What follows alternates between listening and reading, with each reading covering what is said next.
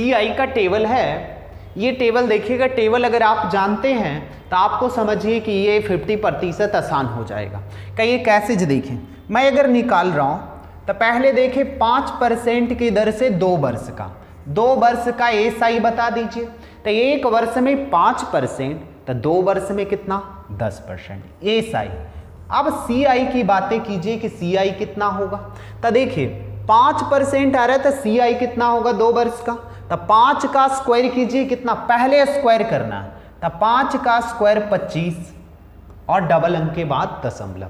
अब 5 दूनी 10, एक बार स्क्वायर करना है और एक बार दुगना करना है। कहिए ऐसा क्यों कर रहे हैं जी बताइए।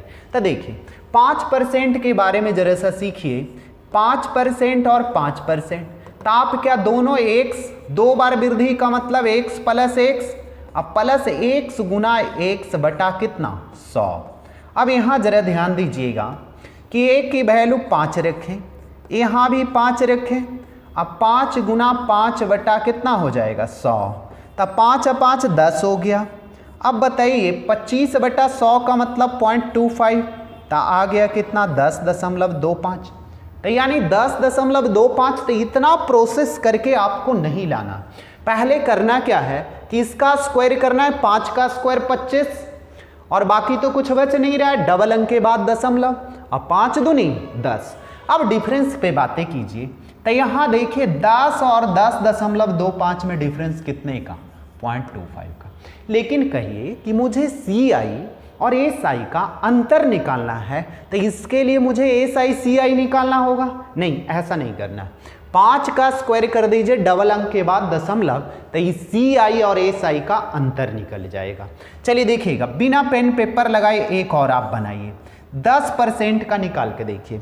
10% का कहिए 3 वर्ष रहता तब, अभी 2 वर्ष के लिए सिर्फ सिखा रहे हैं। अब बताइए कि 1 वर्ष में 10% तो 2 वर्ष में 20%, एसआई कितना हो जाता 20%। अब आगे बढ़िए, अब कहिए सीआई निकालने के लिए क्या करेंगे। अब तो x प्लस ये नहीं लगाएंगे, सिंपल 10 का स्क्वायर 100, तो 10 का स्क्वायर 100 डबल अंक के बाद दशमलव, बाकी 1। अब दुगना कीजिए, 10 दूनी 20 है, 21।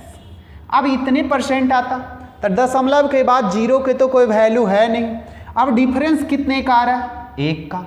अब कहिए कि यहाँ 10 का स्क्वायर 100 होता और डबल अंक के बाद दशमलव, तो ये आता जो क्या आता सी आई एस आई का अंतर।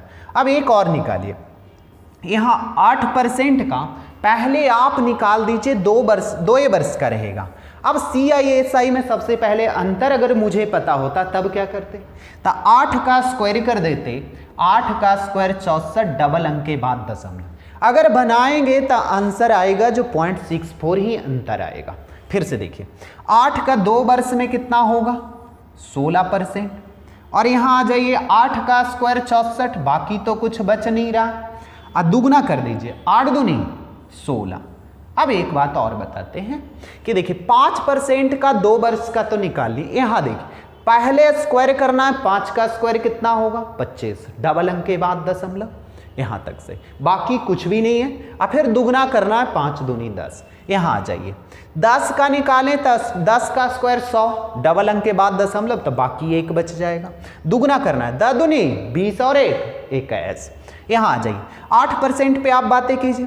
तो 8 का देख रहे हैं, दुगना करेंगे कितना होगा, 2 वर्ष का पूछता 16, लेकिन 8 का स्क्वायर 64 1 अंक के बाद दशमलव, 8 दूनी 16, क्योंकि बाकी इसमें कुछ नहीं बच।